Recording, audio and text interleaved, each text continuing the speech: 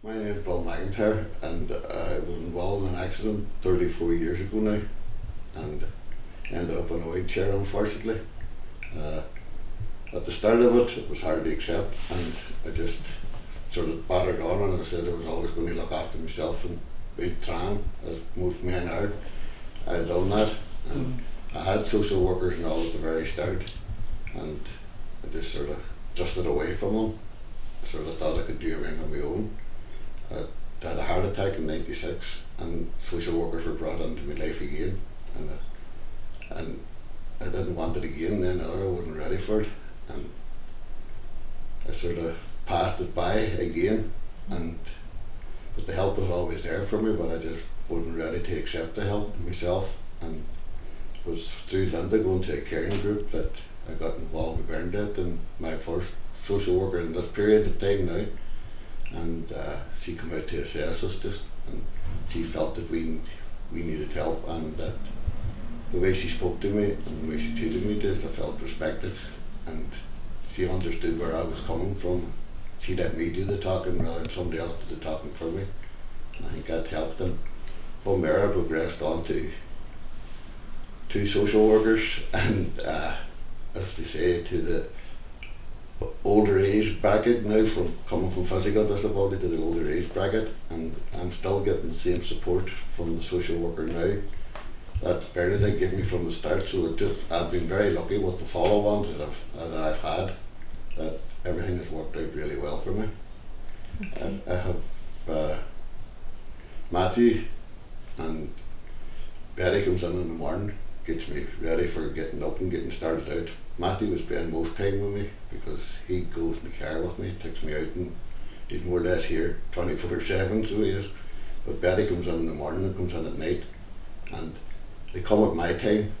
Before I was on a package where I was waiting in chairs coming. If they come in at 8 o'clock in the morning, I had to get up at 8 o'clock in the morning and I didn't feel ready for it. And at the time maybe I was going through a bad period as well in my life. And I just, sometimes I wanted to stay in bed and other times I couldn't be bothered about anything. So, but now I'm in control of it and I think that's the difference. Maybe I'm a control freak or something, but I'm running it. I'm getting direct payments now, so I had a say in who comes in to look after me and what way they're listening to what I want to do, not instead of coming in before, which there was none of the care was great that I was getting, but that just didn't suit my needs. And I felt forced in the morning to get up out of bed and I didn't want to be going. And at night they were getting me ready at 9 o'clock at night for for bed and stuff like that. And I'm just not ready for that kind of stuff yet, I don't think.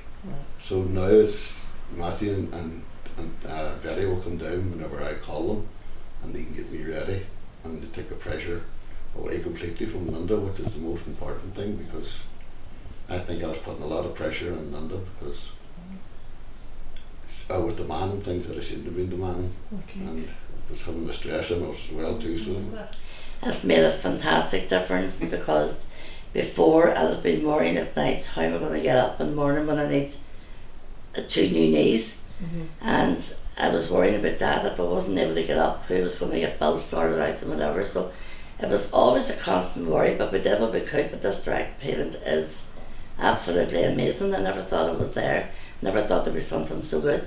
So I can lie on in the morning if I want to, if I don't feel, if I'm not able to get up, and I can get out and about where Matthew's always here. There's always somebody here to go with Bill. So, and even lifting the wheelchair in and out, it gives me great freedom.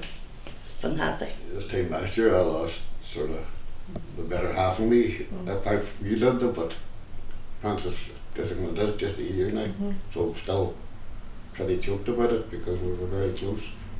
He was a friend and a carer to me because he done everything, and he maybe that's why I didn't go to social workers before, because Francis was always there and it didn't matter what we needed, or if Linda needed him at 2 o'clock in the morning, it was just a phone call and Francis was there, and we had that independence with Francis there, and just things changed whenever Francis was diagnosed, and it was just a quick illness, and unfortunately he passed away, and I thought I was never going to get a life again, like, but through Claire and the team they've talked to me and they told me about this, what's the word? Self-directed support. That we could get our own money for and bringing in our own people to care for us. From that, I got Matthew and Betty on board with me, and we used the payments to pay them for doing the work for us. Matthew's just like Francis all over, because no matter what I want to do, he does it, and it's the same thing day or night, doesn't matter to him. He's always there to do it, and this has given me a great freedom to follow on. I have a great love for Special Olympics and for the club, and I've been involved. Francis and me set the club up, and the last thing he asked me to do was keep it going, so I want to do that. And with this has given me the insight and the capability of doing it, because I have the help there now to do it, and they understand just the way I feel, and the club is just all involved with people with special needs, and I just love working with them, and I love being part of it, and I wouldn't be able to do that.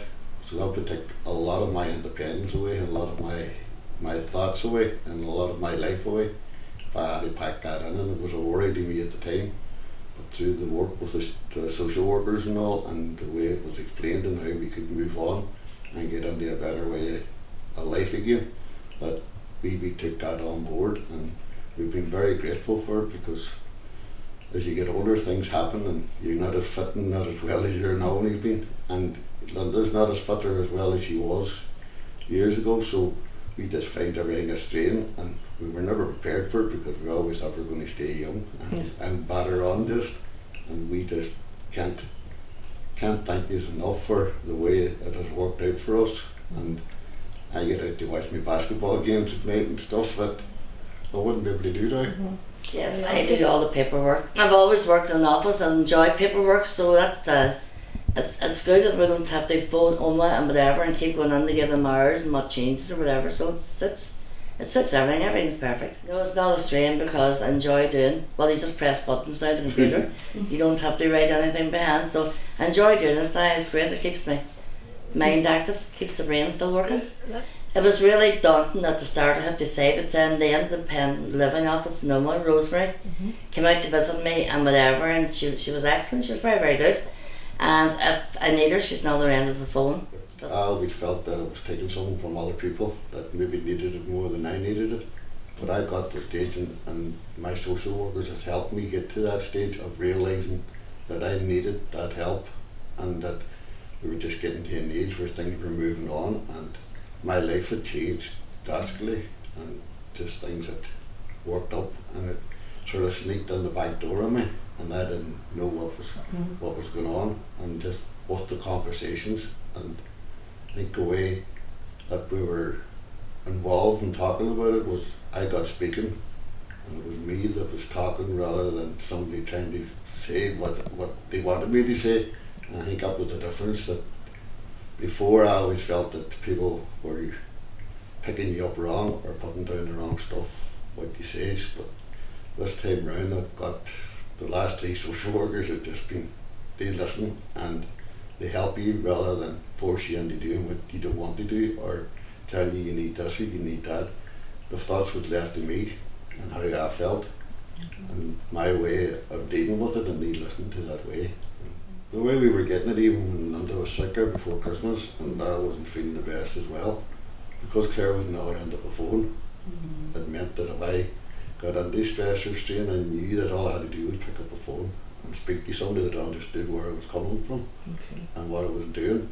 And I think that's the difference, that they monitored you and they talked to you now, where before they were, I don't know, it just felt different to me. I don't know why, but it felt different. Maybe it was just my attitude at the time and the way I was feeling towards life and just ending up. But things have changed, and I feel it's great to know that there's somebody at the other end of the phone if something happens. And I know for definite, this last while when Linda was sick, we couldn't have managed, because if Matthew hadn't been there to, excuse me, to take me and get that, to go into the messages and stuff like that, we wouldn't have got we wouldn't have gotten on.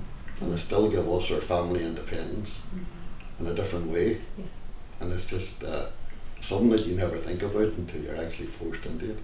I would recommend it most certainly, and for anybody that needs it to go and get it, because it's worked fantastic for us. I'm speaking from our point of view. I still feel independent now because I've got this person there to help me, and I know it's not a burden on him because he wants to be there, or it's not a burden on Betty because, and I'm not causing them a burden because they want to be there, and that's how I feel that I get that sympathetic look from them if I need it, and I get the crowd if I need it too. So I think that's important that people knows how you're feeling and what way to take you. And I've been fortunate, and it's through direct payments because I got selecting the people that I wanted to work with, and they're working with me, and I'm working with them. And I think it's the best way to go for anybody that needs that help, because everybody's got different needs, and I know that from coming through 34 years on a wheelchair that every need's different. My son Julian has Down syndrome, and he's in receipt of direct payments now. It hasn't been that long, but one of our carers takes him out at night to the movies, or I might take him out 2 nights a week, and it's fantastic. It gives me that wee break for 5 or 6 hours during the week, and he's just happy to get out swimming or do whatever he wants to do. Before, as I say, I was always stressed out, worrying how I was ever going to get things started in the morning, and some nights Julian wouldn't sleep that well, and he would be in with me during the night, and sleep wasn't, we didn't get a night's sleep much, but I'm in better form now. I don't be as crabbed as I used to be. When I was under pressure, well, Bill mightn't agree with that. But Julian's more happy. He gets up in the morning and he sees that I'm happy and not under pressure, and I'm in a much better mood, so it helps everybody all round. I feel that we're all individuals, and I feel that this has given me a chance to be an individual, and I hope you take up the opportunity as well.